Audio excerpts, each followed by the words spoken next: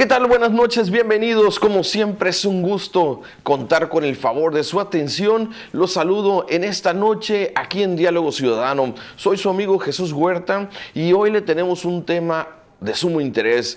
Vamos a hablar sobre la perspectiva económica, el panorama económico para el 2015, que seguramente es algo que los puede inquietar a todos.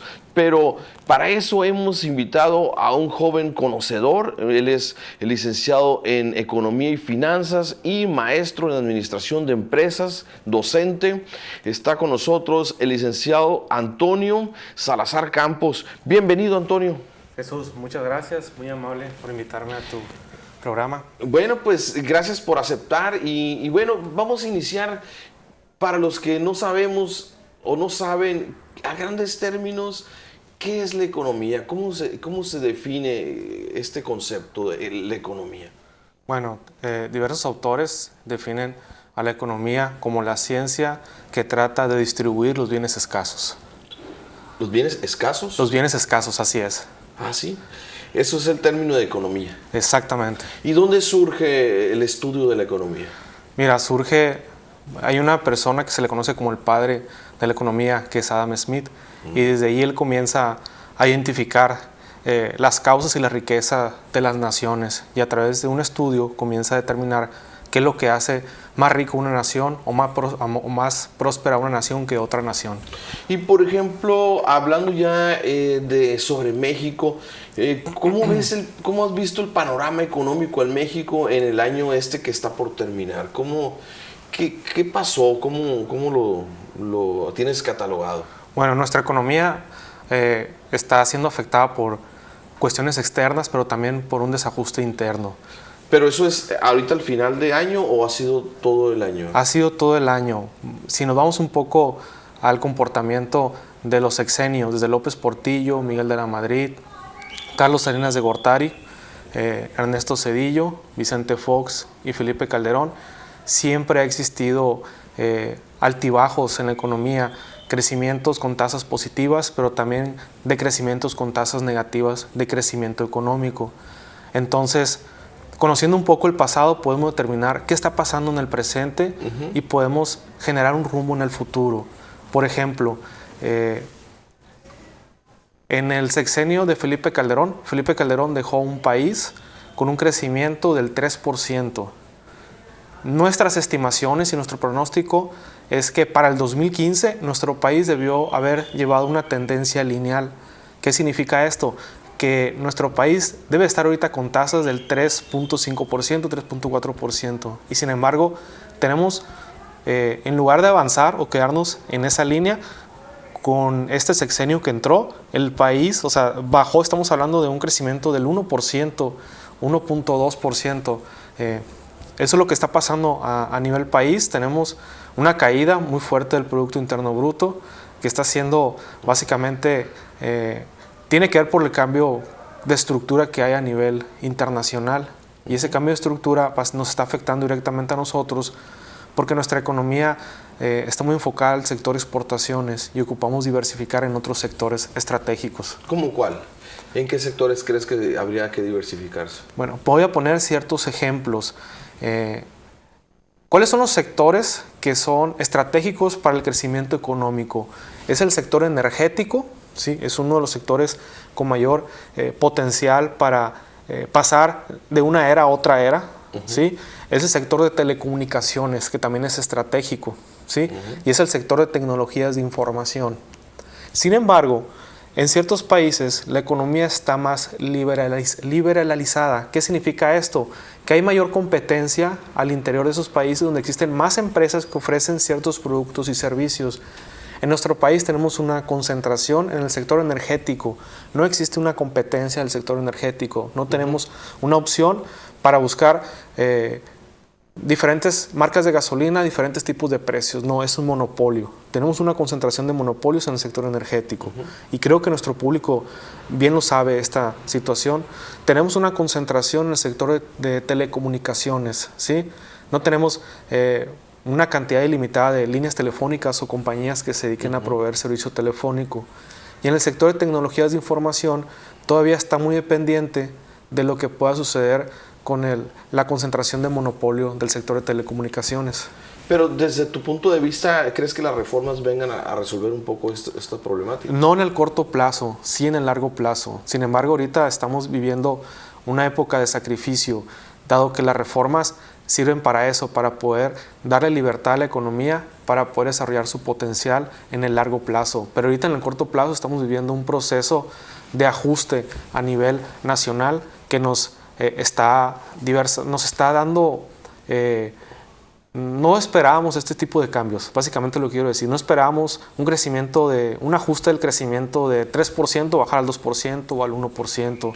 Pero eso ¿crees que haya sido específicamente por las reformas? ¿O sin las reformas también se hubiera dado?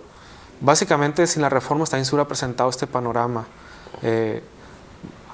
¿Por qué se está sucediendo esto? Bueno, no podemos tener un país donde existan muchos monopolios y muy pocas empresas que compitan. Y eso es lo que estamos viviendo. Demasiada concentración de monopolios genera demasiada concentración de riqueza y una mala distribución de la riqueza que hay en nuestro país.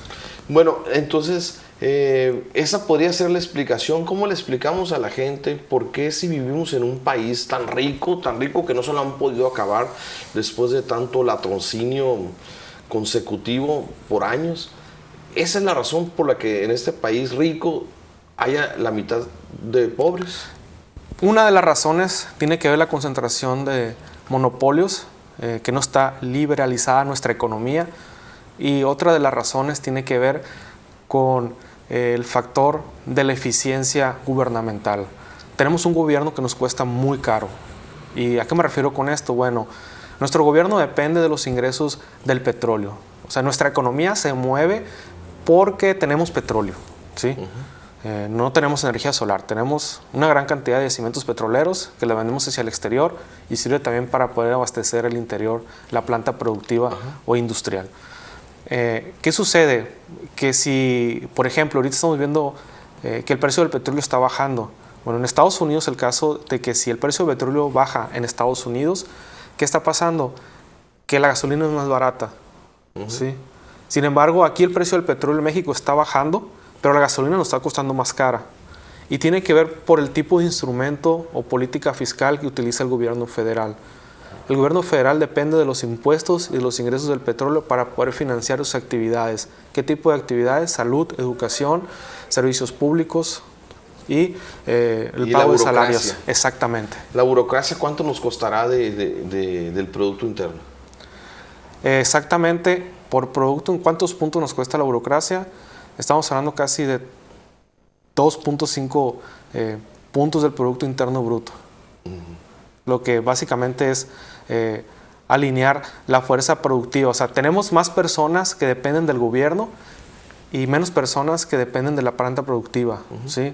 Entonces, ¿qué está sucediendo? Bueno, existe un desajuste porque la productividad está siendo castigada. Sin embargo, se vuelve más eficiente o más atractivo para las personas que trabajar en el gobierno que trabajar dentro de una empresa.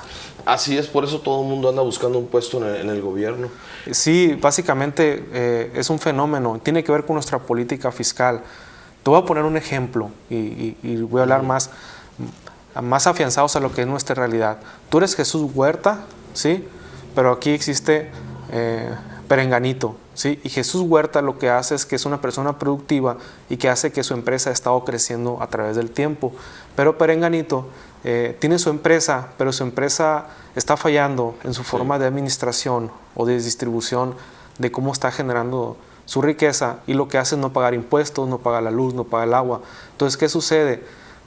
Con todos los costos que hay ahorita a la alza, llega el gobierno y dice, ¿sabes qué? Vamos a hacer borrón y cuenta nueva. Pero en lugar de eficientar lo que es la proveeduría nacional, lo que hace el gobierno es castigar la productividad de este pequeño empresario, de Jesús Huerta, y eficientar lo que está generando actualmente el desajuste.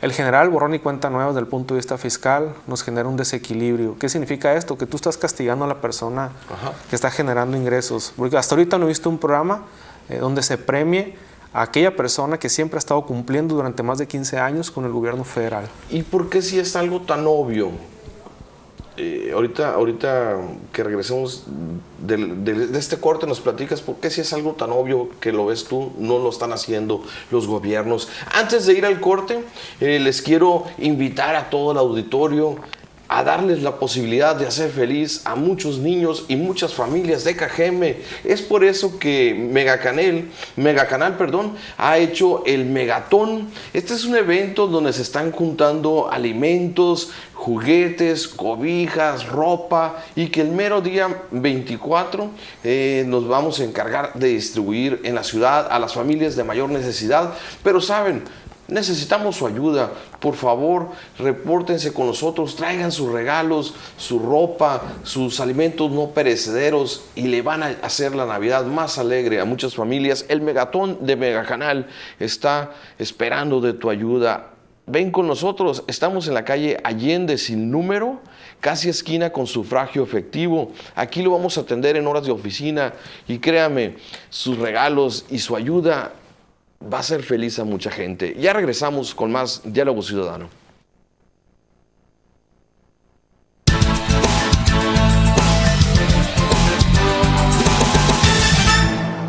Bienvenidos, muchas gracias por el favor de su atención. Esto es Diálogo Ciudadano. Les recuerdo, estamos en Facebook, nuestra fanpage, visítala, sugiérenos, critica, opina, sugiere qué gente quieres que invitemos o qué temas quieres que toquemos. Estamos en Facebook en Diálogo Ciudadano Megacanal. Ahí los esperamos y vamos a continuar con este tema de economía. Antonio, estás hablando muy claramente del por qué la economía en México está tan mal. Pero ¿por qué si un joven como tú lo puede ver, puede darse cuenta y tiene posibles soluciones, por qué el gobierno de la República, que se supone que tiene a hombres muy capaces, no lo ven o no lo hacen? ¿Es esto falta de capacidad o corrupción pura o intereses propios? ¿Tú qué crees? Es corrupción pura. No podemos permitir como ciudadanos que exista este régimen de corrupción en ningún nivel de gobierno. Este país no se va a sostener de esta forma. ¿Por qué no se va a sostener? Porque tenemos países como Brasil que tienen tasas de crecimiento del 6 o 7%, veniendo de tasas de crecimiento del -3, -2, inclusive 1%. O sea, Brasil andaba mal, algo hizo el gobierno. Exactamente. Y Argentina creo que está en el caso, ¿no? ¿O no? Argentina está en el caso, pero básicamente ellos están dependiendo del crédito exterior que genera el Fondo Monetario Internacional. Aguas el Fondo Monetario. Entonces, no podemos permitir tanta corrupción. O sea, no es posible vivir en pleno siglo XXI con este tipo de problemas, porque el problema no es falta de capacidad, el problema no es falta de recursos. El problema es que sigue habiendo muy poco gente que tiene mucho dinero a nivel nacional, y mucha gente que no tiene nada. Ese es el problema que hay en nuestro país. Es injusto. Me gustaría, en el transcurso del programa, y a ver si lo podemos subir a la página de Facebook, cómo está el mapa de ricos que tiene Estados Unidos. Estados Unidos por estado tiene más de 15 o 20 ricos, según la revista Forbes. Aquí en México vamos a ver una persona, Carlos Slim, el que siempre se ha mencionado. Y voy a hacer una comparación de lo que es la riqueza de Carlos Slim con la riqueza, por ejemplo, de una persona que crea computadoras, de un Bill Gates o de un Steve Jobs. Esas personas vinieron de la masa poblacional, de abajo hacia arriba, creando un emporio tecnológico y comercial.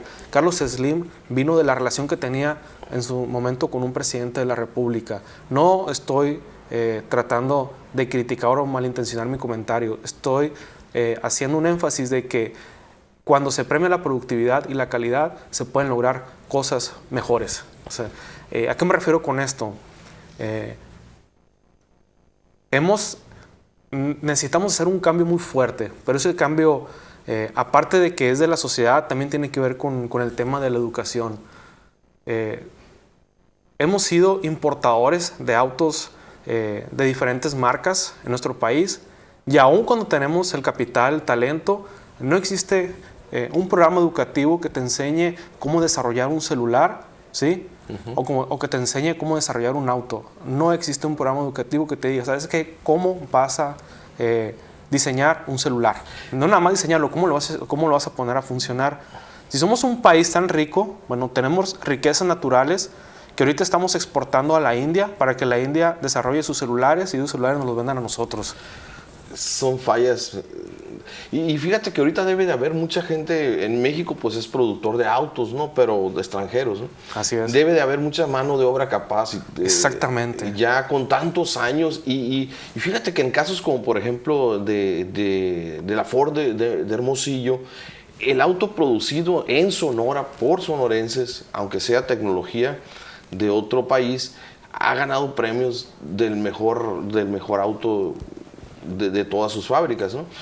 Oye, Antonio, ahorita hablaste de los ejes con los que se sustenta la economía de un país o que fomentan el desarrollo económico, pero no mencionaste el campo. No está considerado. Ya ves que hablabas de la tecnología, la generación de energía, las radiocomunicaciones. Bueno, el campo también es uno de los sectores importantes de nuestra economía, ajá, que ha estado impulsando básicamente el crecimiento de nuestro país. ¿Qué ocupa el campo? Ocupa lo que es el proceso de transformación. Por ejemplo, ¿en qué se basa ese proceso de transformación?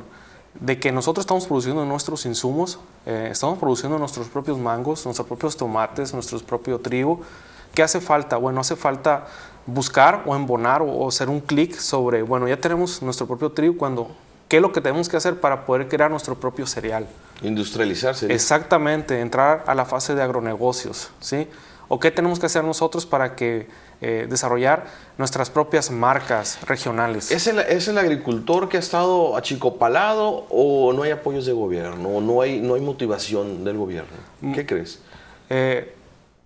Básicamente te puedo decir que el gobierno siempre ha estado muy atento a las necesidades del campo y el agricultor, por otra parte, ha estado capitalizando esas oportunidades. Tiene que ver mucho con la parte, ahora sí, otro punto que también está alineado a lo que es la economía en sí. Tiene que ver mucho con la parte de cultura, ¿sí? Uh-huh. Y esa cultura es la que tenemos que ir permeando, pero también con la parte de educación, ¿sí? ¿Qué es lo que hace falta? Bueno, que el campo y la universidad se empiecen a fusionar y vayan caminando en una misma dirección para que la innovación científica que aparezca al interior de la universidad sea aplicable a las producciones en masa del campo. Claro, si hablamos de subsidios, no estoy de acuerdo con los subsidios porque eficientan básicamente la estructura económica. ¿Los subsidios son buenos? Sí, son excelentes, pero hasta cierto tiempo. Pero no puede estar subsidiando constantemente toda la vida, toda la productividad del campo. Tiene que ser por fases y viene siendo como un empujoncito. ¿Sabes qué? Aquí está esto, vamos hacia adelante. Tú ya estás en la posibilidad de competir. Bueno, ahora compite con China, compite con Rusia, compite con Israel, compite con Medio Oriente o con Estados Unidos. Muy bien, Antonio. Vamos a ir a un corte. Tenemos un corte y los quiero invitar de nuevo. No se olviden el megatón de Megacable, que tiene la idea muy fija de contar con su ayuda, con alimentos, juguetes, ropa, cobijas, todo lo que tú sabes que necesitan las familias más desprotegidas de Cajeme. Los esperamos aquí en Allende, sin número, esquina Sufragio Efectivo, en Megacanal, para que nos ayudes con el megatón. Regresamos muy rápido con más Diálogo Ciudadano.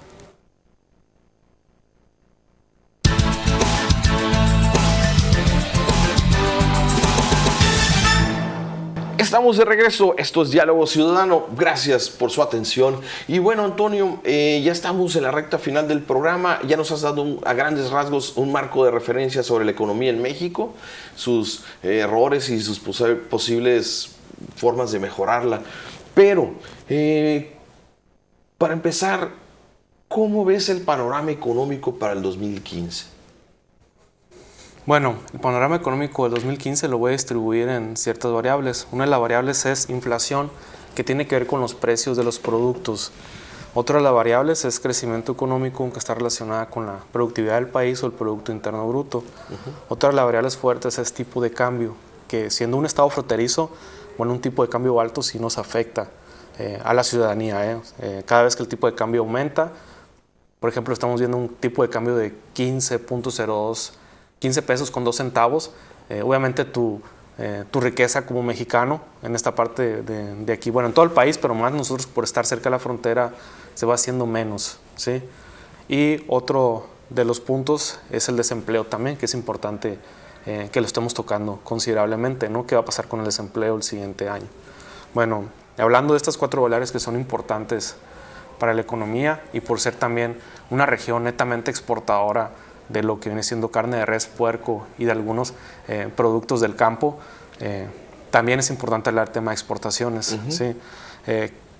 Estamos conscientes de que básicamente, dado que todo depende del petróleo y todo depende también de la gasolina, va a haber un incremento considerable de los precios el siguiente año. O sea, el 2015 va a haber aumentos. Así en es, todo. va a haber aumentos. Eso Menos en los sueldos, ¿verdad? No, ese es otro punto, ¿no? Que se tiene que cambiar y puede ser tema para otra entrevista, ¿no? ¿Qué pasa con el esquema de salarios y sueldos a nivel país? Debe de cambiar. No podemos estar en el régimen de salarios mínimos. Básicamente, ¿por qué? Porque si tú a la semana tienes 600 pesos, ¿qué puedes hacer con 600 pesos a la semana? O sea, ¿cuántas carteras de blanquillo vas a comprar? ¿Cuánta leche vas a comprar? Hablando nada más de la canasta básica. En alimentos. En alimentos. Todavía no contar la gasolina. La luz. La luz. La ropa y todo. Exactamente lo que tiene que ser. Un salario mínimo tiene que ser digno para que la persona pueda vivir con su familia dentro de un país. Y también considerar que tiene que haber recreación y educación. Entonces, en el aspecto de inflación, todo va a subir. Así es. ¿Qué otra perspectiva tenemos económica para el 2020? Crecimiento económico estancado. Tenemos un crecimiento, deberíamos estar en un crecimiento del 3%, 3.5%, porque ese fue el país que le dejaron a esta administración federal. Sin embargo, hubo una caída, ¿sí? Del 1%, 1.5%. Entonces no estamos creciendo, estamos decreciendo. O sea, cuando ustedes, a nuestro auditorio, cuando le toquen decir que el país creció 1%, bueno, vamos en términos reales, ¿no? ¿Cuánto estábamos creciendo hace 3 años, ¿no? En las administraciones pasadas. Y cuando estamos decreciendo en este momento, el país no está creciendo. Nuestro país está estancado, la productividad está estancada, ¿sí? En el término del tipo de cambio, usted ya lo está notando, un tipo de cambio de 15 puntos a la venta de 15 pesos con 2 centavos. Por lo tanto, salir al extranjero te va a salir un poco más caro. Se está encareciendo también el crédito, tanto privado como al consumidor. Obviamente también nos está pegando muy fuertemente. ¿Que no fuera recomendable que los créditos estuvieran bajando? Es muy recomendable que el crédito estuviera bajando, pero tiene que ver con la política que está implementando el Banco de México. Por controlar la inflación, el Banco de México busca la manera de hacer que no haya flujo de efectivo en la economía. También una inflación alta del 5, 7, 9. Una historia económica de México, hemos tocado una inflación casi del 35 hasta el 300%, es algo que nos va a afectar directamente a nosotros, porque el dinero se comienza a pulverizar. O sea, en realidad se nota que no nos alcanza. Entonces estamos viendo un panorama medio... No voy a decir complicado, no quiero ser pesimista, pero esa es la realidad que nos está tocando vivir y sentir todos los días, tanto en nuestra ciudad como a nivel país. ¿Y crees que para el 2015 esa tendencia se va a mantener? Muy probablemente para el segundo semestre del 2015 puede haber un repunte de la economía en sus principales variables. Todo esto por el mismo efecto que puedan tener las reformas en ese entonces. ¿Y a todo esto de qué manera le afecta el exagerado endeudamiento de la actual administración? Bueno, está consumiendo recursos del Producto Interno Bruto. Por lo tanto, ¿qué va a pasar si el gobierno se sigue endeudando? Bueno, hemos visto que también a través de la historia, la deuda que es privada se convierte en deuda pública y llega a pasar al consumidor o al ciudadano común, ¿sí? Entonces, lo mejor sería poner candados al endeudamiento público y que el gobierno, ahora sí, el gobierno federal se ajuste con un presupuesto base. Y no gastar más de lo que no tiene, porque eso nos va a llevar otra vez a vivir tiempos donde básicamente el endeudamiento era el principal motor de la economía. Oye, ¿qué le recomiendas al ciudadano común, al cajemense, al sonorense, respecto al cuidado de su economía? He escuchado que, por ejemplo, en China la gente ahorra el 50% de su salario. ¿Aquí no tenemos capacidad de ahorro o siempre se puede ahorrar? ¿Sirve ahorrar o qué le recomiendas? Hay un término que se llama lo que viene siendo el gasto hormiga, que es muy común en nosotros los mexicanos. A veces tenemos 5 o 7 o 15 pesos y están en nuestra bolsa y compramos ciertas cositas, ¿no? Por ejemplo, dulce. No, exactamente. Yo le recomiendo que guarden ese dinero, porque si lo van juntando de 10 en 10, 15 en 15, al rato ese poquito se hace muchito, y eso es lo que puede ayudarlos en un momento donde falte liquidez en los hogares. Dicen que las oportunidades solo se presentan cuando hay dinero. Entonces, ¿es recomendable que la gente ahorre? Sí es recomendable que la gente ahorre, no en el extremo del 50%, porque cuando no, pues, el consejo que te mueres de hambre, ¿no? Exactamente, o sea, las mismas personas me van a decir, bueno, ¿cómo quieren que ahorre si ni siquiera me alcanza para pagar? Yo creo que hay ciertos ajustes o ciertos detalles en nuestra economía, en nuestro bolsillo, en nuestra economía familiar, donde podemos empezar a hacer pequeños cambios, ¿no? Comportamientos. Eso también lo resienten las empresas, porque cuando existe un desajuste en la economía, el consumidor, en lugar de consumir más, empieza a consumir menos. Por lo tanto, hay otro indicador que se llama el índice global de la confianza del consumidor, también cae, y eso hace que las empresas, el inventario que exista es sobreinventario, y desajusta también la economía de la empresa. Por lo tanto, ¿qué es lo que propongo para el consumidor, para nosotros que estamos viviendo esta etapa de desajustes que hay en nuestro país? Sí ajustar lo que viene siendo nuestro gasto, buscar la manera de eficientar también nuestro gasto, ¿sí? Y también buscar la manera, no nada más estar ahorrando, sino buscar la manera de que esos 10 o 15 pesos te pueden ayudar a generar 30, 35, 40 pesos. Muy bien. Antonio, nos tenemos que despedir, el tiempo se ha acabado, te agradezco mucho que hayas venido. Muchas gracias, Jesús. Creo que tenemos mucho más de qué hablar en economía, y el panorama para el 2015 se ve difícil, pero ánimo, vamos a salir adelante otra vez, y con el espíritu fuerte todo lo podemos. No olviden, el Megatón está esperando su apoyo. 169-2108, nuestro teléfono en el estudio, por si quiere hablar para que pasen por las cosas, o si usted quiere venir a calle Allende sin número, esquina Sufragio Efectivo. Me despido, Jesús Huerta les desea una noche muy bonita, llena de amor y de paz, y que estos días que se acercan sean de fiesta en familia y de mucha reflexión. Los queremos, gracias, buenas noches. Muchas gracias.